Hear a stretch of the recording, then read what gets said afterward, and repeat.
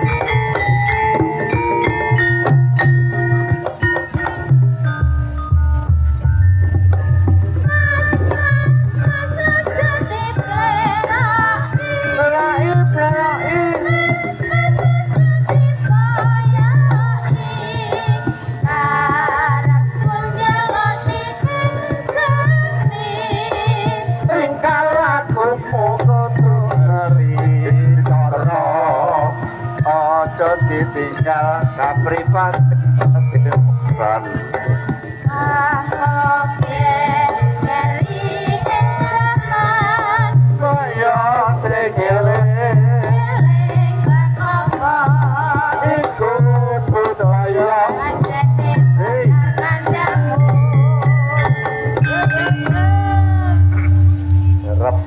Jayeng. Apane sing jayeng? Tontonane ketoprak. Iya. Ning aku malah piye? Kuwatir karo kowe. Agek iki aku ketemu dagelan kaya kowe. Piye? Kowe dagel ning nggon ketoprak iki kudu ngerti lakoning ketoprak. Ya ngerti. Saiki tak takon bengi iki lakon apa ketoprake? Ketoprake lakone adeke desa Bogem. Wah. Adeke desa Bogem. Kok ora cocok karo sing tak tampa ya? Piye? Bengi iki rumangsaku ora adeke desa Bogem. Desa apa? Iki mau lakone bengi iki sembret umuk. Sembret umuk dadok. Lah ketoprak pas dapukane pate mamerke mase barang.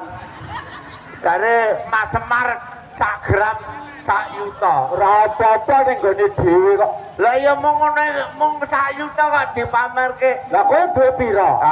Aku ki Mas Bagong kok. Mas Bagong ki 10 juta ora tak ukeke. Ora tau ukeke. Ha nek kon wae piye? 10 juta sak modare tur ngipi. Ha iya. Iki ora aku gumen karo kowe kok. Aku yo gumen kepiye? Iki ana ing lapangan Desa Bogem. Bogem. Penontone wah jan. Iki ning kok petengah. Tertib kabeh ya. Wah, pirang-pirang ngono kok gok. Iki bisa kompak. Tegese kabeh sing cilik, awor cilik. Sing disawang kaya Teletubbies. Sing wedok sing tengah kuwi sing sepuh awor sepuh. Ketok tua awor tua ketok jabrut. Sing putri awor putri. Lah sing mburi nggon petengan kae wah jan. Iki anake wong akeh ya. Iki eneng sing gael-gael mbokne kuwi apa? Gael-gael mbokne. Oh, ngombe. Ngombene piye? Elekno bocahe. Wis bapakne dingengei. Lah iya. Aku ngene seneng bengi iki guyuban ketoprak Kusuma Budaya. Kusuma Budaya kedadian saka pelaku-pelaku paraga-paragane saka Lah ya kok ora cocok karo jenenge ya Gok. Piye? Kusuma Budaya disengkuyung karo Kusuma Ndrawina. Lho nek jenenge wis ra cetha marek iki to. Ndrawina kuwi pesta. Kudune wareg. Lah kowe? Lah aku tekan kene kan mau rung ditoni apa-apa. Ah. Yo. Ora mergo Kusumandra wis Drapina teko babong dingone. Ora aku mung seneng duwe kanca karo Ki Dalang Sembret. Kuwi asmane sapa? Mengameng nyawa Tu sapa? Tumirat ning Sembret iki rak medeni. Sembret iki padha karo disuwek kok. Kok mau wis ngingkip. Kok kowe nek nemu nyambut gawe nang macem-macem sembret-sembret lambemu. Ngene. Alah ya. Iki nyambut gawe kok ameng-ameng nyawa. Ning wong siji kuwi aku seneng. Aku dheweke iki anu piye? Apa-apa dilakoni. Kondang dadi dalang ya iso. Iya. Pawang jandilan ya iso. Iya iso. Kiai ya iso. Terus kok ya kebangetene medhit. Ya kiai kiai omahe kono iki kebak rokok. Ngerti kancane kan mau ora kebul rokok-rokoke ra metu bret tapi Ayu Bagyo. Mang Ayu Bagyo kok dhewe ditimbali mrene iki. Meringati kamardikan sing kaping 30. Iya, Muga-muga boten bayat kene. Bisa nglestarekke besok. Iya. Besok rumah men piye jenenge piyai tanggapi ya ngono kae. Cetak nyindir. Muga-muga ditiru desa liyane. Pesene Pak Dukuh. Iki saben taun arep dileksanani. Apik iki tegese nguri-uri, urip-urip ora nguri-uri. Sik nguri-uri. Aku kok Cubrio sing nyaus sing maringi rokok iki mau nganggo peci iki Pak Mudir apa Pak Mudir. Kowe ora kleru nek dicali rokok iki. Apa Pak Lurah apa Pak Mudir kok kleru-klerune wong Jawa diwene rak ya matur nuwun. Kok peci kae iki pomong go pamer darake men sregep nang masjid ngono apa piye? Ayo iki tekan. Saiki ngono awake.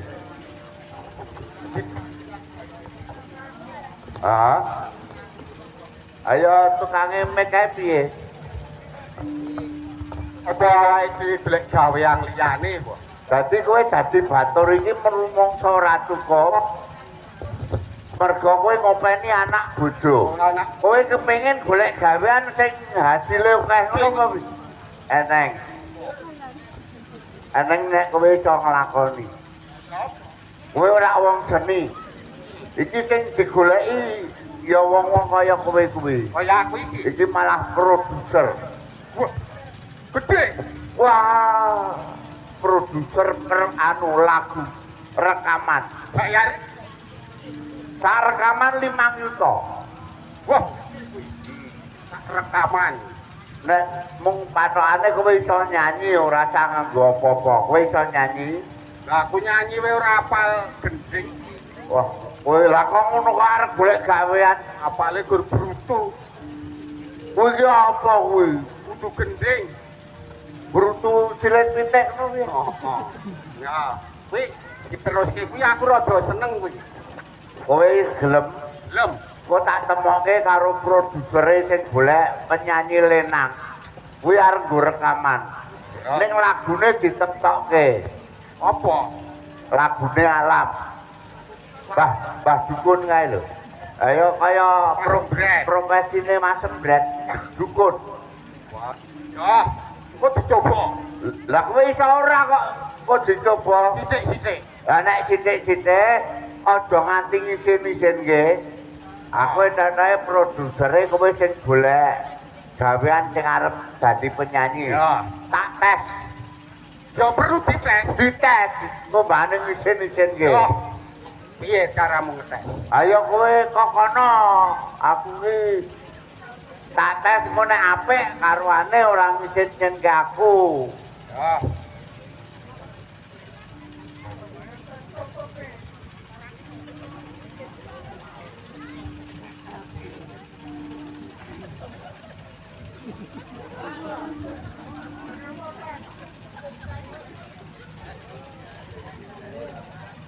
Ada Mbah Dukun sedang ngobati pasiennya. Katanya kita diguna-guna. Betematkan Mbah Dukun baca mantra. Kata yang sakit ayo lekas di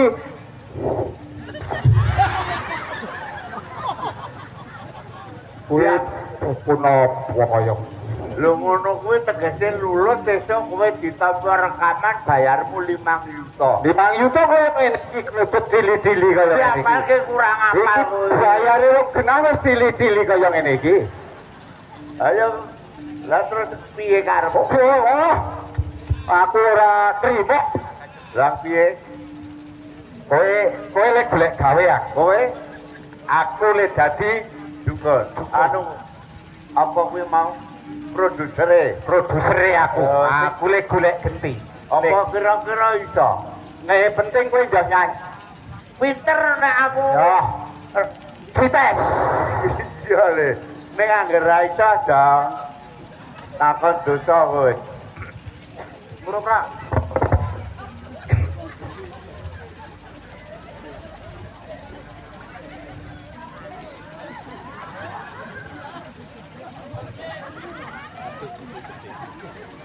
Nyanyi.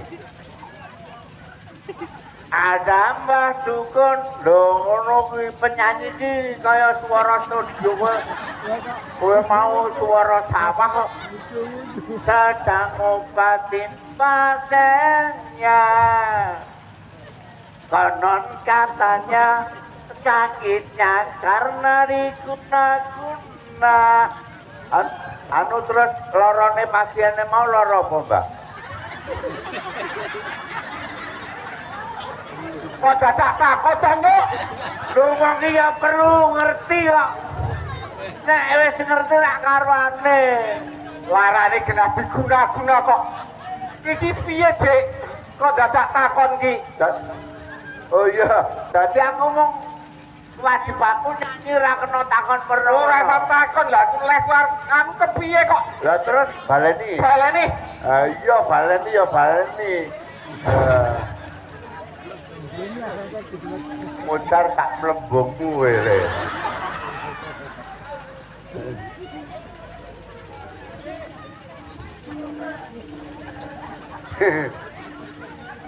Ada Mbah Dukun sedang ngobatin pasiennya.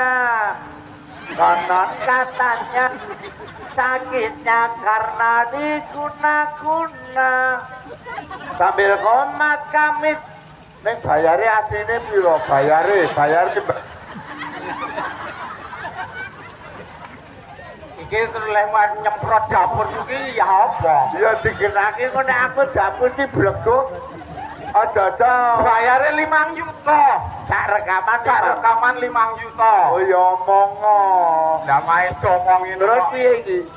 Baleni. Oh iya. Aja nganti takon wae. Mula omongo. Baleni kok. Rada-rada takon. Wah, semprot ngarek lutut.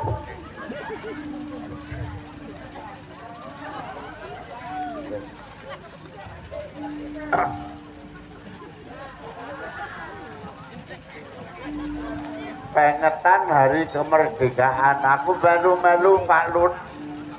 Kemerdekaan. Merdeka!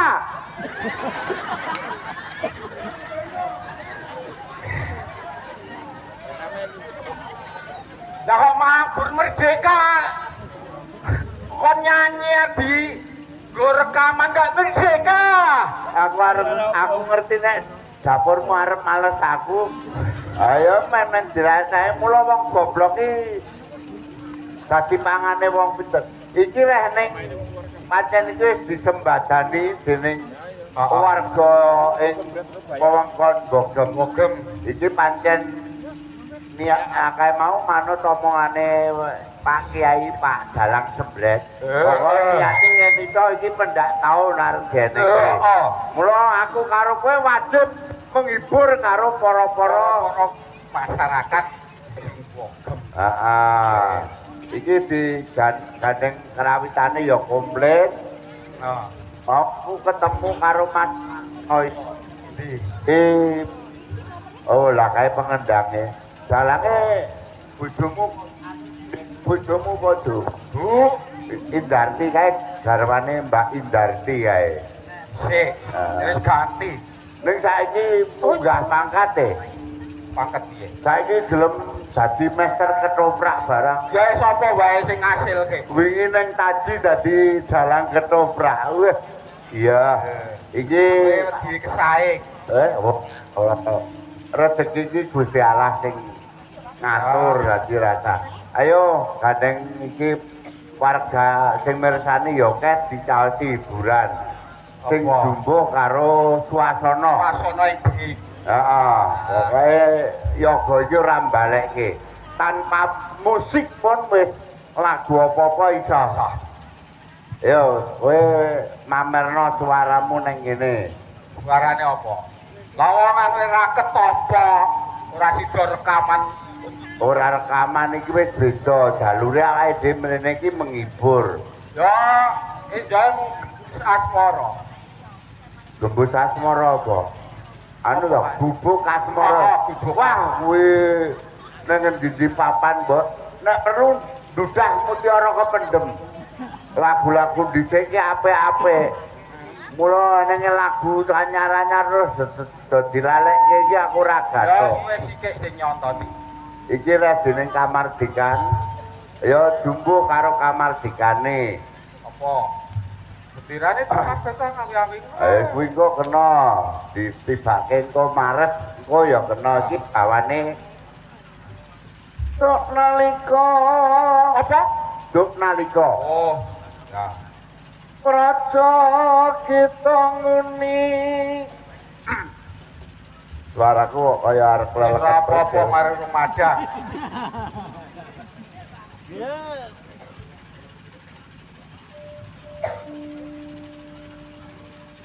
Pelok. Sinang remreng bangsa londo. Puswatara suwe. Iki bawa Kamardikan. Triyato seka taun datan kurang denyo prihatin tumimbal pace sepang tri setengah tahun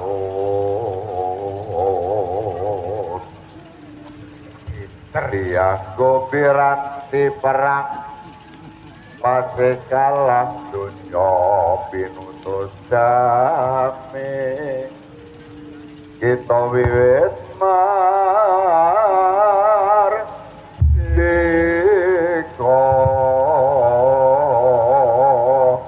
5 tahun kepungkur aku pamer swara ning bareng kena corona iki suaraku metit sithik ngono kaya lebon orong-orong yo mong 17-an ya dingin Maret kemerdekaan ya ya hei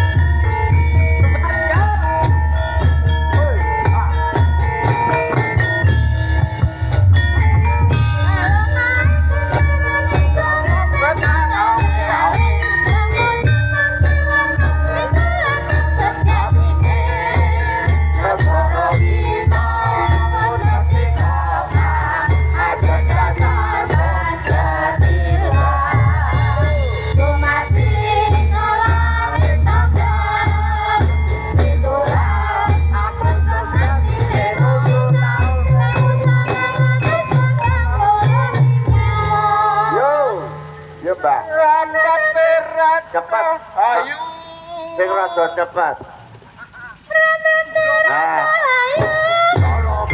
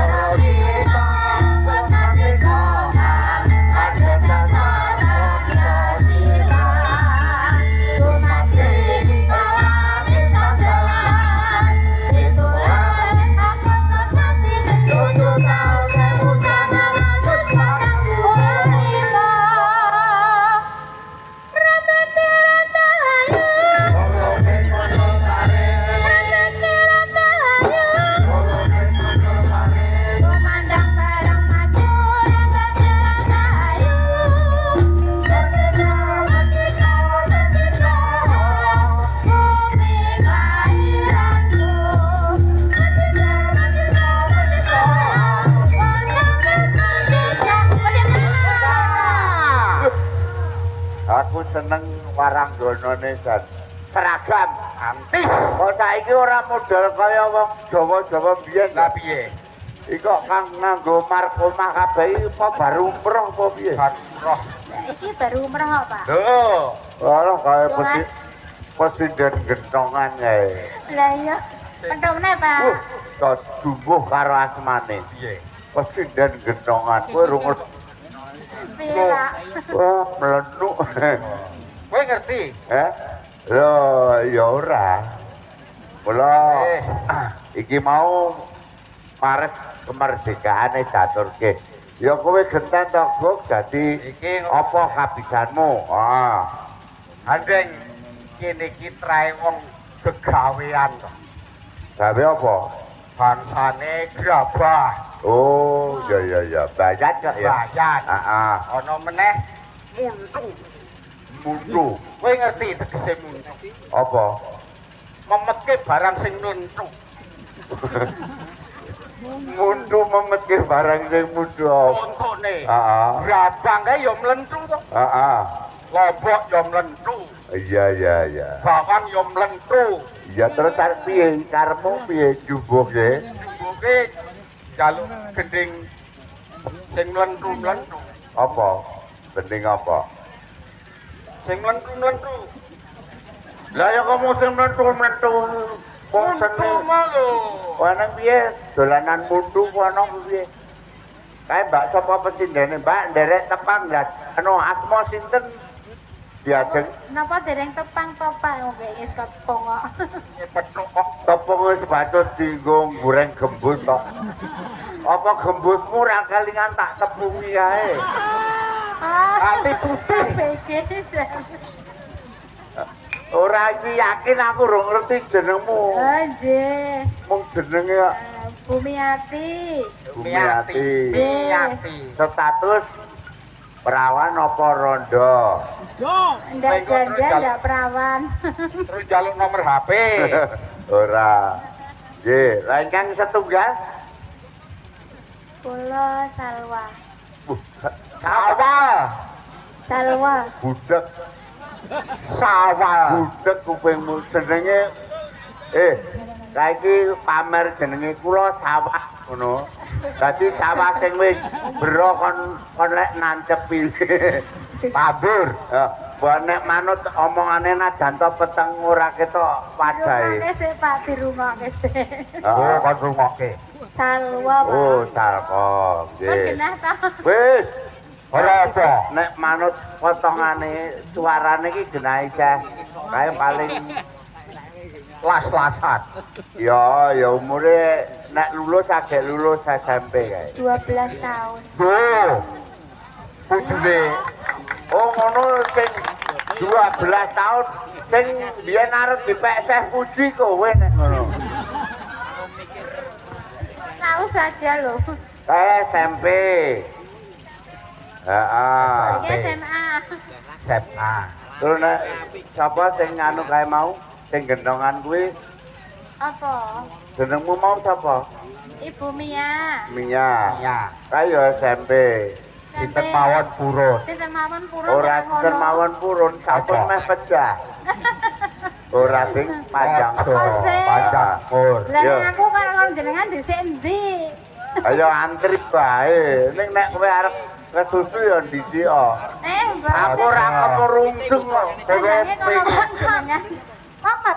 Aku wis padha nganggo nyambut gawe. wah iki mesti ya iki kan Sopo?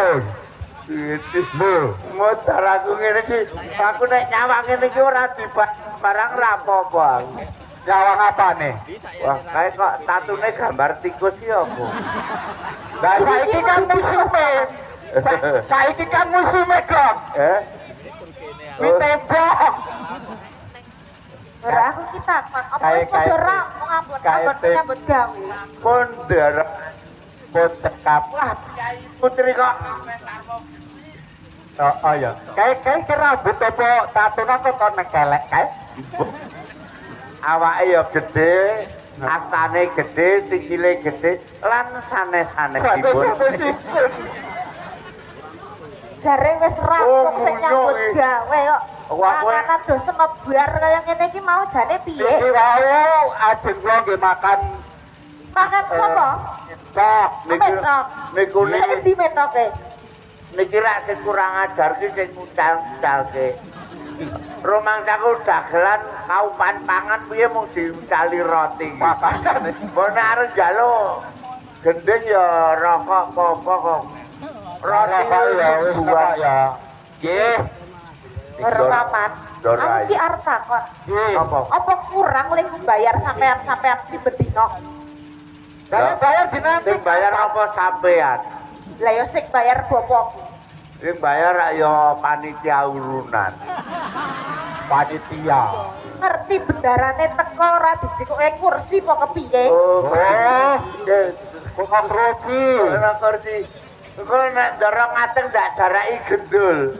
Kaya Lah kok kaya gendul ya to, Pak? Lah nek ngadeg terus ora lugu kaya gendul. Kaya Lah ya dipikirke kene apa ya kan ning tengah-tengah dalan kaya ngono kuwi. Ana ki lho. kayak jikut. Teni wis. Monggo ndoro. Piyayi kok arep tok serok iki piye? Lho, wong kene kandhane mung nyiapke panggonane kok. Monggo.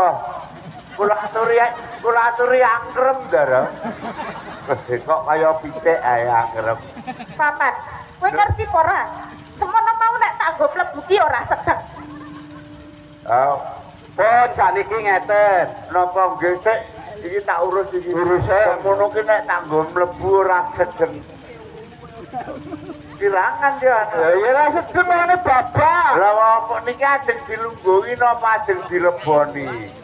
Sampeyan piyai putri kok arep mleboni aku sing wong lenange ora arep mleboni kok. Monggo ndoro. Monggo lenggah. Monggo lenggah ndoro. Pangmilih sing paling penak sing ndi ngono ae. Monggo. Alah direwak kebangetan ro bedarane kaya ngene iki. Kowe ngopo ana kene? Lah niki turah lenggane. Gunake kesempatan nyok rumah. Alah. Hebat. Rewak kebangetan tak sudo bayar kedowan ya. Sudah gelem ya. Aku nyawangi glejek. Wis gendang rampok to paman aku Nggih, jago-jago. sampun nek pedamelan sedaya sampun Tekat. Oh, iki mau nggo properti ketake anu properti nek reget ati. Reget, lah iki resiki. Nek liya-liyane pun kula resiki Pun mung kula resiki. niki tok sing dereng Ndara Ayu. Apa? Alah tegel-tegele nguncali 3.000 iki maksudnya akan tuku es teh jumbo ngono apa piye? Kuwi lambange apa? Apa? Pedang to. Heeh. Kuwi rada ijo kuwi. Kuwi dibubuti. Paman, Lho lah kok wetek iki kurang. niki. Mpun nek subur-subur. Lah kok arep tuku es teh jumbo? Aku pegaket aku ana go kuwi hewan-hewan barang dical-calke. Ya men lumpuh. Boten lah kersane Ndara Ayu menika badhe dawuh menapa gandeng kula wonten ing papan menika namung jejering abdi batur. Batur niku pangembating catur.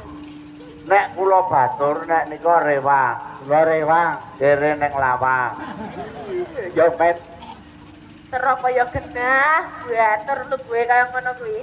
Lah kursi niku gunane nggo apa? Wong ya nggo lungguh ora kursi ra dipangane kok. Serbae wae. Serbae. Nggih mungkin nek Boten saewu. role metu ya aku tak alian. Kajenge alian. Aku wis repotan le buang. Boten iki Kersane pripun? kersane pripun? Kok kadose penggali radi Iki ketoprak iki nganggo naskah apa ora? ora. Kok nek naskah mesake wong naskahe ora nganggo ngono ndak Ora naskah. Aku ya gek bengi iki kok ngerti yanto lecek dadi dalang ketoprak iki. Maune batur rumah wayang ae iki dadi dalang. Ya men. Wis, Napa ngerti? Ini ki mau jane wis arep napa ngersake gujuk napa dak? seneng-seneng. Oke, terima kasih. Iya. Lah nek iki rada-rada 50.000. Ora paman. mbok tulung aku ki dicukuke wedang kok. Nggih. Dan bendarane kurang ajar Nggih. kaya ngono ya. Ya, ngerti nek panitia ora ngwenehi rokok dijali sak ler. Ora iki mau bekase sapa? Tombo teko loro lu. Berat. Sampeyan ampun gelem nek diwenehi kuwi sampeyan kitil karo kuwi. Rabies ora kira-kira kuwi mau. Oh, nyun sewu rabies iso rabies. Rabies nembe gerah. Drano Rabies anake ditogati lho. Dagelan yuda rabies. Lah niku napa iki? Iki rabies napa rujukanipun? oh iya paman tak ngopo. Lah sing genah. Kowe iki wong tuwa ra mudeng. Dunekke rabies iki nek kowe iki wong tuwa iso mikir, kowe iki dunekke asu, ngerti ra? Ya men, mergo rabies iki penyakit asu. Ya men aku tak marblono nek asu.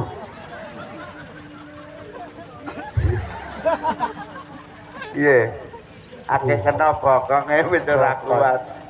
Aku kuat gudres. Iki piye dalange pisan? Ora diwaca terus piye iki? Paman. Tadi Nah, ngono lho. Dan sah pikir ki. lho, ampun mang mikir wong kula dhewe mikir awak kula judeg kok.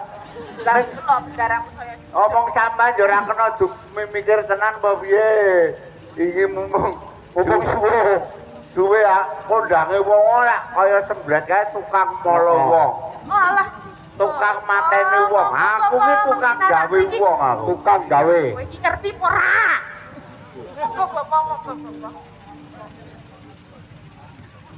Monggo Bapak. Niki wau kegujengan, kegojekan. Aturaken kasugengan. Ya. Iki sang resi. Ayo resi, yang resi. Ajemane resi Pandiya. Pun gawean niku pun kula aturke kalih yu kabeh wis rampung mong garek ingone rung metu-metu. Yo rasah nangis. Ora nangis. Lah kuwi mau dingoni jare kok ngingoni iki bebek. Nggih. Kula bebek nggih purun kok ning mentoke sampean. Pripun niki Sang Resi?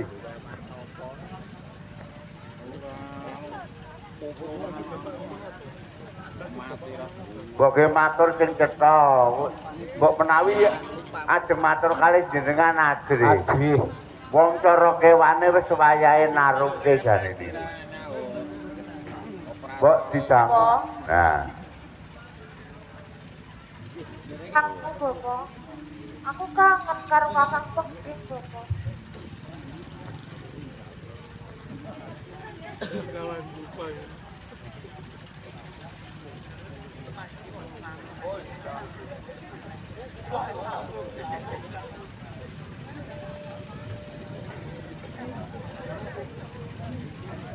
Tapi aku pengen kakak Bapak.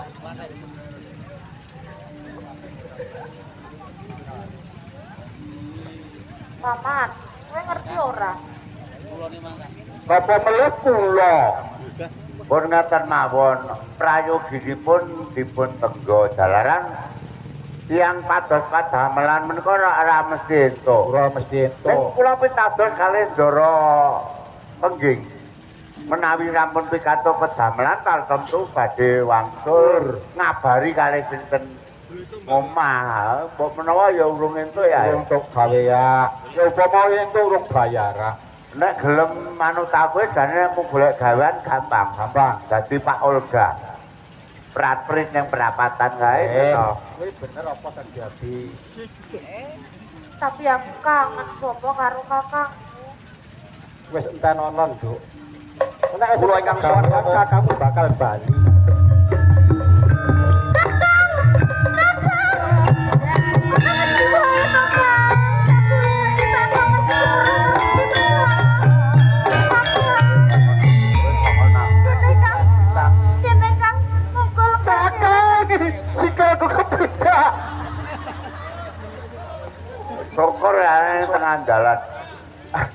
gumen. Pengen aku nek kaya ndarane ngene iki. Ya kono. Kakangnya teko langsung. Kowe pamane kakangnya aku ada di sini. Kowe teko. Oh, kakak. Dolenangan gopo. Biar penggih. Tak ya selamat to tekamu ana ing pertapan Pucang Sewu.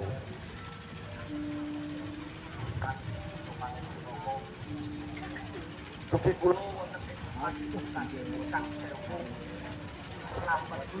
Rahayu ngomong. banjur kepiye kabarmu nalika sliramu aku tak jangan karo Rama. Ndara. Aku ki kangen. Kok meneh? Wong tak goceki tangane, Kang. Kangen ya kangen ning ngombok ra ngiming-ngimingi. Kowe serek apa kepiye? Ya terus ora ya aku ngului duae. Aku sangat Kakang. Pegawean ana negara Medang Matriaman. Banjur kepiye pawartane, Nger?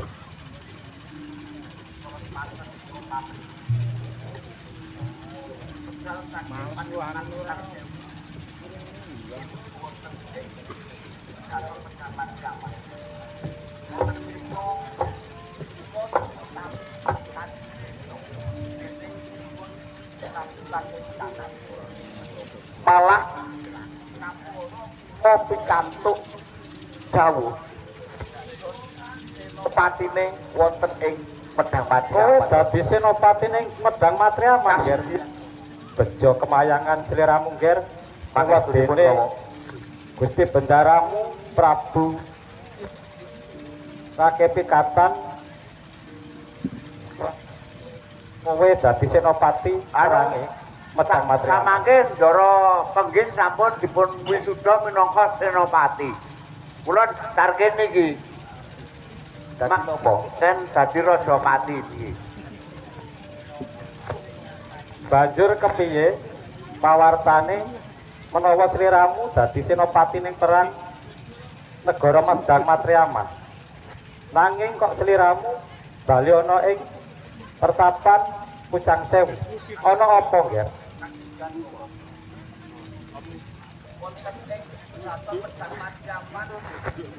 Sapunika sinuwun Prabu Rakepikatan gadhah krentek badhe yasa candhi malih. Gawe candhi maneh. Ki candhi apa kuwi, Nger?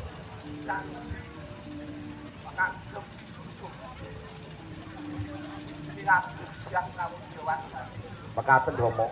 Lah kalau durung suwe Ratu Gustimu wis gawe yasa candhi.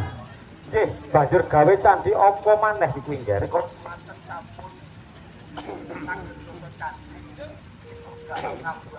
Anake dengan kapitan besanipun sinuwun Rakepikatan kaliyan kapitadosanipun Ratu Pramodewardhani. Beda kapitayan. Nggih, dados sinuwun gadhahi krentek yasa candhi malih kagem pisungsung nggih candhi Siwa Buddha Mahayana. Banjur saged perlampahan wonten wadyabala saking Agrayan Luka. Niki raten anu mendra-mendrit minten. nun inggih Nah, wadyabalanipun Prabu Balaputra Dewa ingkang gecak perang wonten ing Medang Matriaman. Sanalika prajurit saha kula piyambak ingkang dados senopati kawon.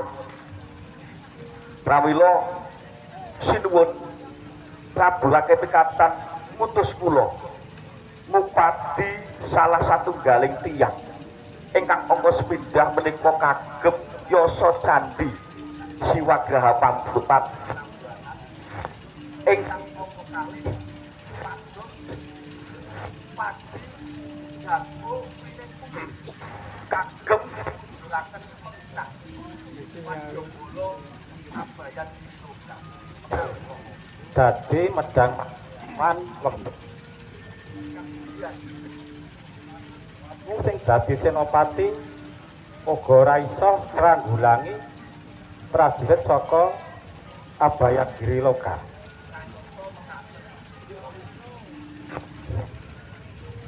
Naki-hati, pancen kondang prajurit mriku sing dipandhegani Patih Sembret niku wau to. Wah.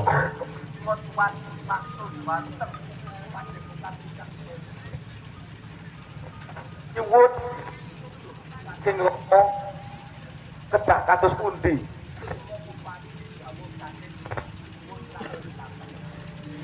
Yo Nger.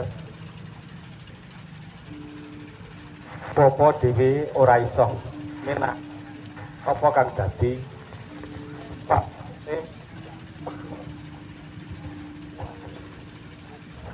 coba kowe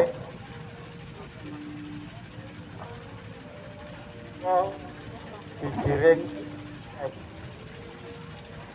Bang yen kamu Gunung Patembayan ana bapa pamak kakangku dhewe kakang tunggal bapa tunggal ibu suwana bapa pamanmu ana ing Patembayan Ger omongo yen kowe putraning bapa sak banjure ora sah ngenteni sesuk dina iki Gunung Patembayan pangestune bapa uga kowe slamet ana ing Dedalan kan ing gunung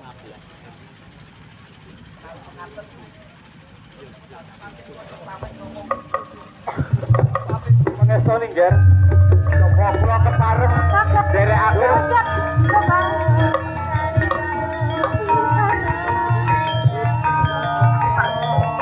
kamu yo ben ikut kelan sing ayo Pak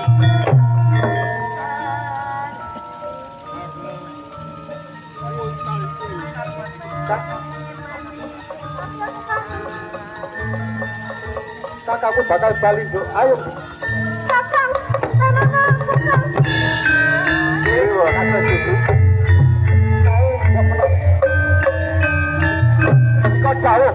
kula nek ndara panggiman mboten wasem langsing ingkang nguwatirke Ndara putri niki wah nek nganti dicegat wong nggih pendhon ayo ditutke bareng-bareng nang ngerti Gus pengestu.